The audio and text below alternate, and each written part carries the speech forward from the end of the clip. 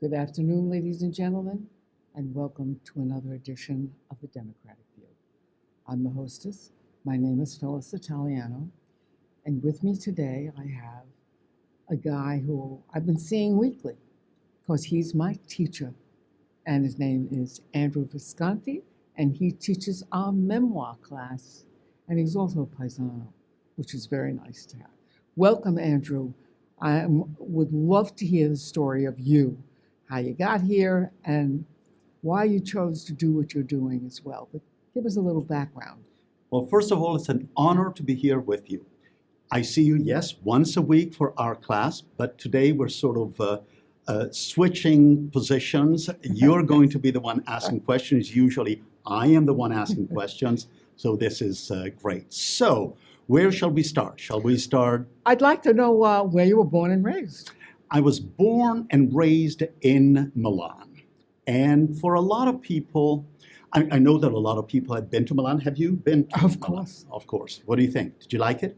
Yes, well, it's different. It's not my favorite place in Italy, and I've been to Italy 12 times. Exactly. You're right. It's not your favorite place. It's not anyone's favorite place. Most people don't think that it's their favorite place because Italy has so many beautiful, beautiful places to go to. Milan, to me, is sort of Italy's answer to New York. That's right. It's a fast-paced city. People work hard. They make money.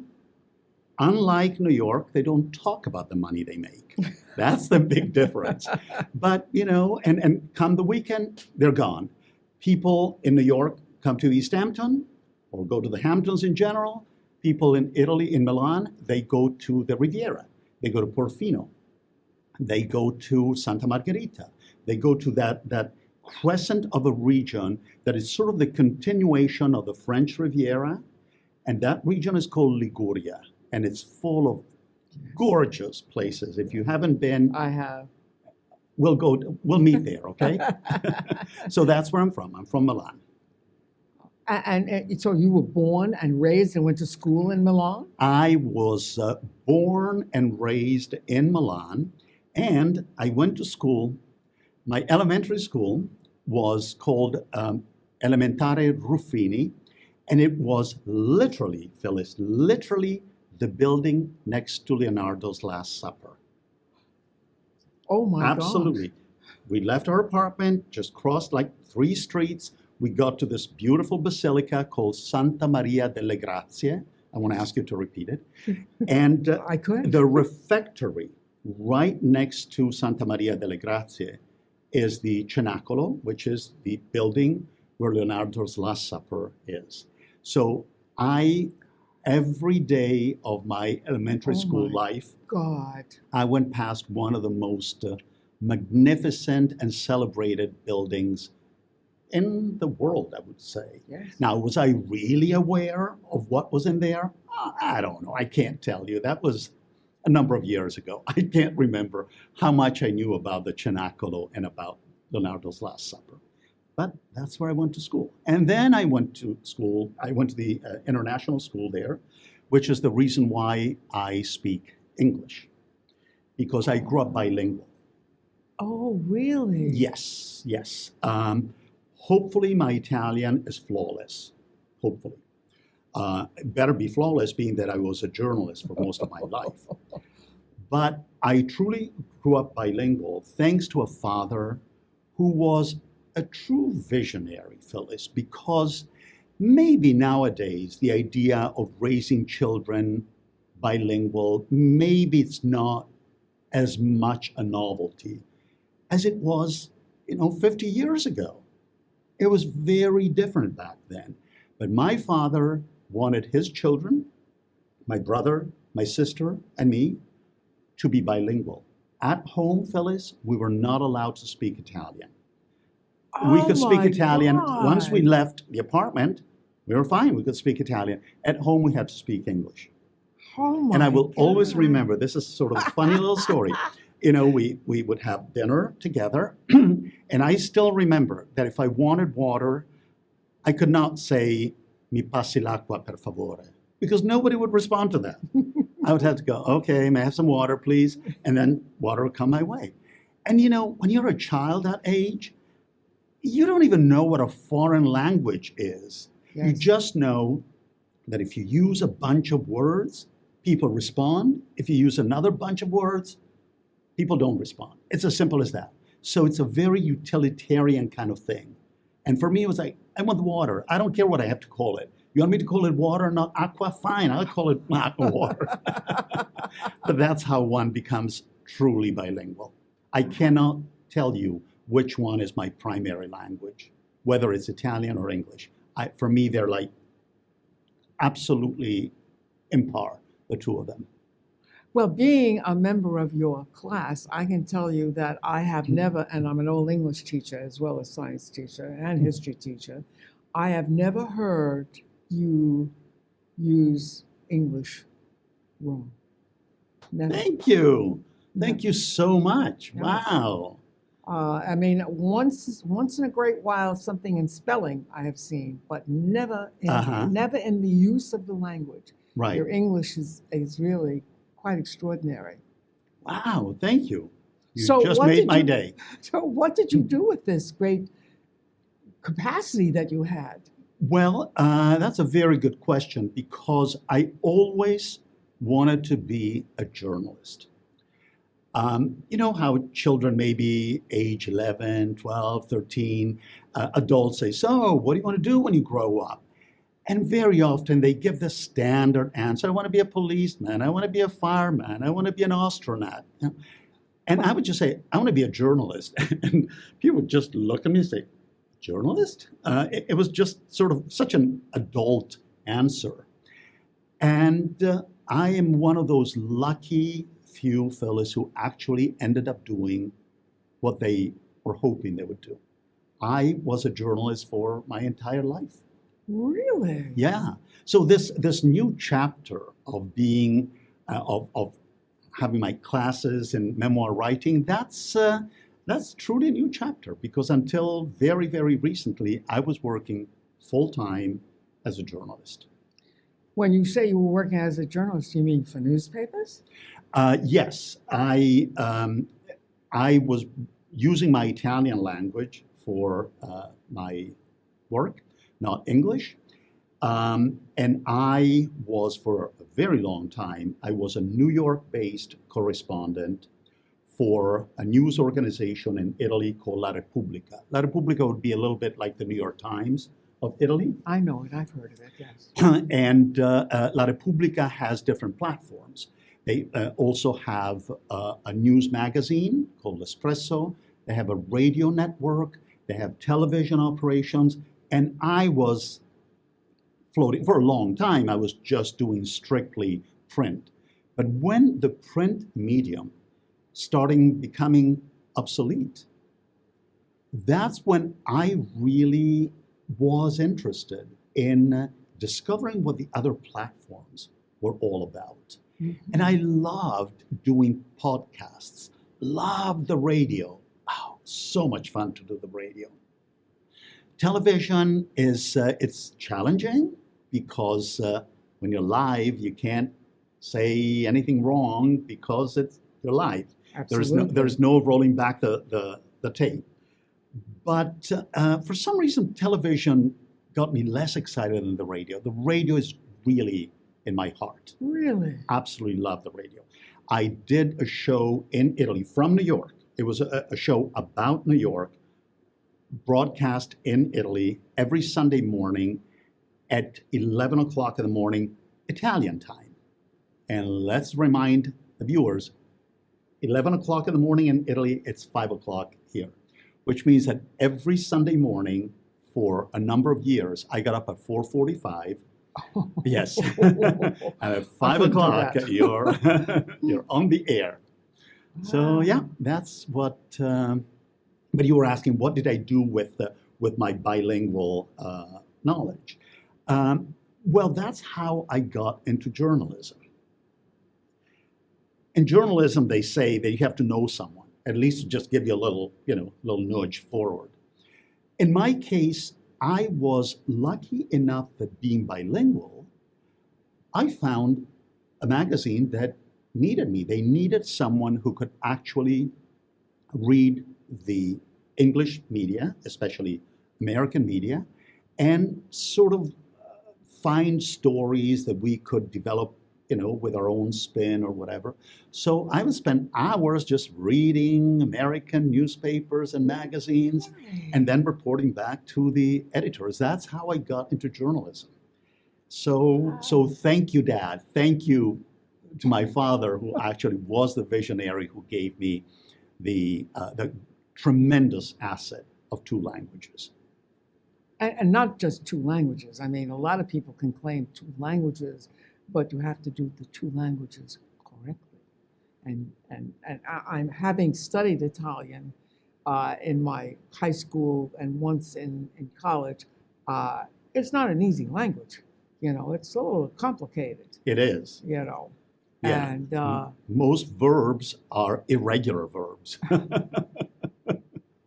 Oh gosh, that's a But long... I'm envious of someone like you who studied Italian, because you probably have an appreciation of the Italian language that I don't have.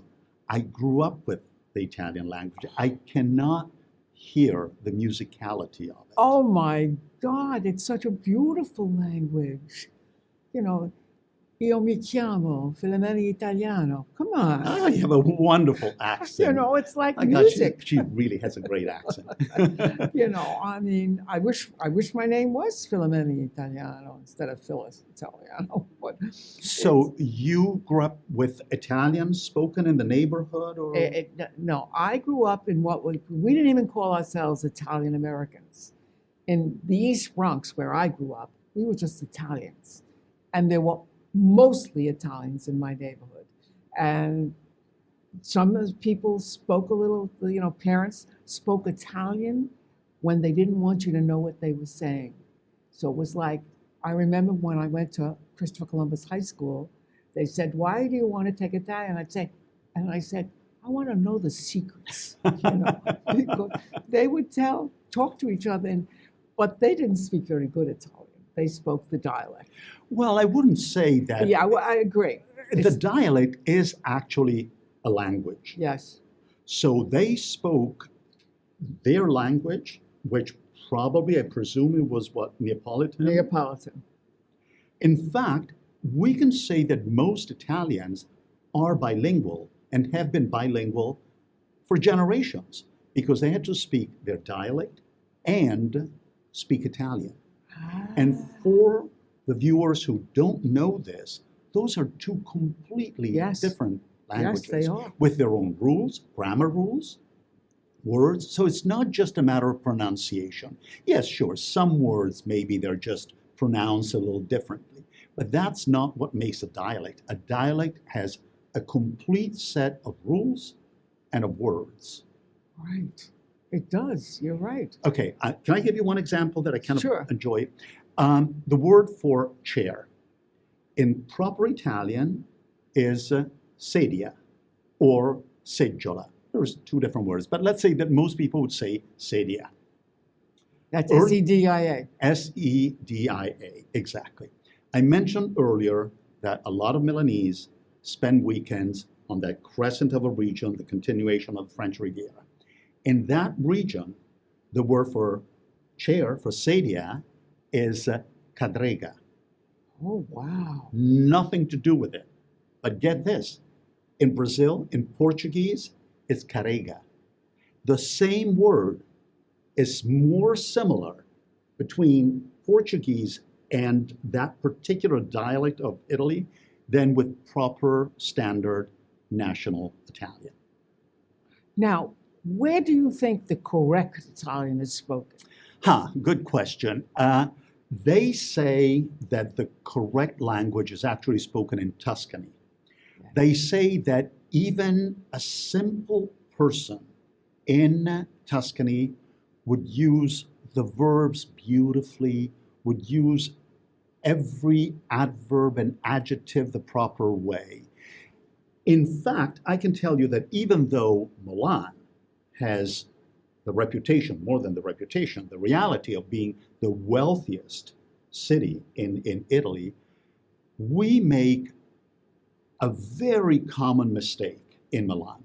we never use the past tense. For example, when we say, I went to the beach, we say, I have gone to the beach. We never use that sense of we call it the remote past tense. It's never used. So it's improper Italian. And yet, that's the way people speak in the wealthiest city in Italy. So tell me, how did you get here? By plane. Oh, well, I know that. I'm sure you didn't swim. How did I get here? Yeah, Well, how did you get into America, the United States? Oh, this is actually, I hope we have enough time because it's a cute little story. Okay, try it. I tried. Okay, you tell me when Yeah. you're bored. So I was working for a magazine in Italy at one point over Christmas. I got the opportunity to go to Central America, not with the magazine, with a different magazine that had given me the opportunity to do a travel story from a country that back then was, they were not sure whether it would become a new tourist destination or whether it would become a country ravaged by civil war. That was Nicaragua.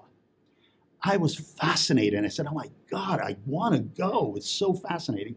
So I went to my managing editor and I said, I am going on a trip, on a very important trip, and we leave on Christmas Day, and I'm going to be back on January 8th.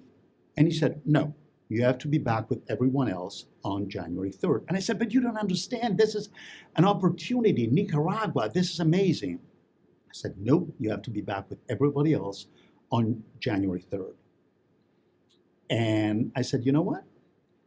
If you think that this is not important enough for me, I was a young cub reporter, this is not the right magazine for me. And he said, what do you mean? We were good friends. He said, what do you mean? I said, I mean that on December 23rd, when we close the office for Christmas, it's going to be my last day. And he said, you're kidding, right? And I said, I don't know. Let's see if I'm kidding. We'll see what happens on the 23rd. And sure enough, on the 23rd of December, I went around, said goodbye to all of my colleagues. On Christmas Day, I boarded a plane, flew to Costa Rica, and from Costa Rica, we took a bus into Managua. And on the way back... The capital of Nicaragua. Yes, thank you. Managua, capital of Nicaragua. Thank you, teacher. And on the way back, the plane stopped in New York. I got off the plane, and I never went back. I mean, I went back. Andrew, that really is a story. I went back many times, but I never went back in the sense that I made New York my home. That's amazing. You mean you came to New York, Manhattan? Yeah. Okay. Oh, no. Okay. I have another. This is really funny. Get this. Okay. So the ticket was from San Jose in Costa Rica to Amsterdam and then on to Milan via New York. I got off the plane in New York, but I still had the voucher from New York to Amsterdam and then to Milan. Well, back then, Phyllis, I was able to sell that return part of the ticket because I went to the airport. I hope immigration is not listening to this show. I went to immigration to the airport with this other person, a guy I'd never met before, an Italian guy. And I did the check-in. I gave him the boarding pass. He gave me some money. He flew to Italy, and there I was, stuck in New York with no return ticket and a little bit of money to survive on. Wow, that takes real guts. That's New York is not that easy a place to maneuver. True. But I have to tell you, yes, it's not easy. But for someone coming from Milan, it is similar. You're used to that pace. Yeah, I understand what you're saying. You know, someone who grows up in Nebraska, in in Kansas, yes, they come to New York and probably they're a lot more intimidated, right, than someone growing up in a big city like Milan. Yes. Granted, New York has 8.4 million people. Milan has 2.5, but still, I know exactly, having been to both of those cities a lot. I know that they are not so dissimilar. So how did you get a job? Um, I started freelancing for Italian magazines and newspapers back then. And we're talking about the early 80s, the mid 80s. In the mid 80s, there was a tremendous hunger and thirst for anything American. You would call them and say, I want to write about these flowers. And they said, yes, please, yes. New York flowers, we want to hear about them. It was really fascinating. Any new book that came out, any movie, anything was something that they really wanted to hear They, about. the Italians. They, the Italians. So, and up to a certain point, it hasn't changed all that much. There is still a tremendous fascination, not so much for everything American, but everything New York. Italians love New York. How about Long Island? Have they ever heard of Long Island? Through me sometimes, yes. But sometimes they heard about the Hamptons. Maybe they don't know much about what's in between. So maybe we should give them an opportunity to learn more about it. Yes, well, actually, believe it or not, part of Long Island is Queens, geographically. So it is New York City. Yeah, Yes. so, And that's something that I have done. And I have to say, I'm proud that I've been doing this for years. For me, New York is not just Manhattan. A lot of journalists, especially foreign journalists, always Manhattan, Manhattan, Manhattan. I get on that ferry and I go to Staten Island. I go to Brooklyn. I go to Queens. I love Queens. And I like to write stories about the outer boroughs because I really feel that otherwise Italians get the wrong have you ever been to the impression. Bronx? I've been to the Bronx. Oh, I was That's born and another. raised. Can I tell you? Yeah. Can I tell you? That's interesting. Have you ever heard of HOPE? HOPE as an abbreviation, HOPE. HOPE is a program that the city of New York has every last week in January when it's really cold. HOPE is the program to go out and count the homeless of New York City. And it is done through an army of volunteers who are given a very specific map. You're supposed to count the homeless on one side of the street, not on the other sidewalk, for example. And you have a specific route you have to follow so that you try not to double count. Well, as a journalist, I was curious about that. So one night I spent 4 hours in the dead of winter in the Bronx, in Knightsbridge, is that the neighborhood? Knightsbridge, counting the homeless. Really? It was not the only time I went to the Bronx, but it was a memorable time. Memorable Wow. time. Well, I'm from what's called the East Bronx. Will you take me there sometime? Sure. We'll go. Yes. Actually, you know what? I did drive back there one time not too long ago. Actually went to my church and to my apartment house where we lived, because there are a lot of apartment houses. Ours was a very small apartment house, and it was a very small neighborhood too. But it was really, we didn't call ourselves Italian Americans, we called ourselves Italians. And we, lived and thought we were Italian, in that neighborhood. What if sometime we get in the car, we go, we take my camera, and we tape the show? We Would love tape to you do back in the that. That would Bronx. be absolutely terrific. Well, how did you get into the memoir thing and all of that stuff that you're doing now? Because you are doing some teaching now. Yes, the memoir, it sounds like a departure from what I was doing, but it is not. Memoir writing is really journalism applied to the self. Ah. You have all the rules of journalism. You have the who, what, when, where, and how, exactly the same. But usually, as a journalist, you're a fly on the wall and you're observing and reporting what other people are doing, saying. In this case, you are part of the story, which is terrifying for a journalist. The first time you use the pronoun I applied to yourself, it's like, no, no, no, no, no. That's the number one rule, Phyllis, that you learn in journalism school. You never write about yourself. Right. Even though now things are changing, and for some of the viewers who read newspaper, maybe the New York Times or so, now more journalists tend to use the I and inject themselves into the story. But for the longest time, no. So memoir is a fascinating discovery for me, and I'll be happy to tell you more some other time. I was going to say, and on that note, sir, I will see you next Tuesday, and thank you very much for coming and letting us get to know you a little bit better. Thank you for having me. And I will certainly tell all of our class members to watch the show when it goes on. Don't worry, you do a very good job. Thank you so much for coming. We're going to shake hands even though it's a pandemic. Take care, and I'll see you Tuesday. Absolutely. Thanks Thank a you. lot. I really appreciate getting to know you a little bit. It was fun. And vice versa.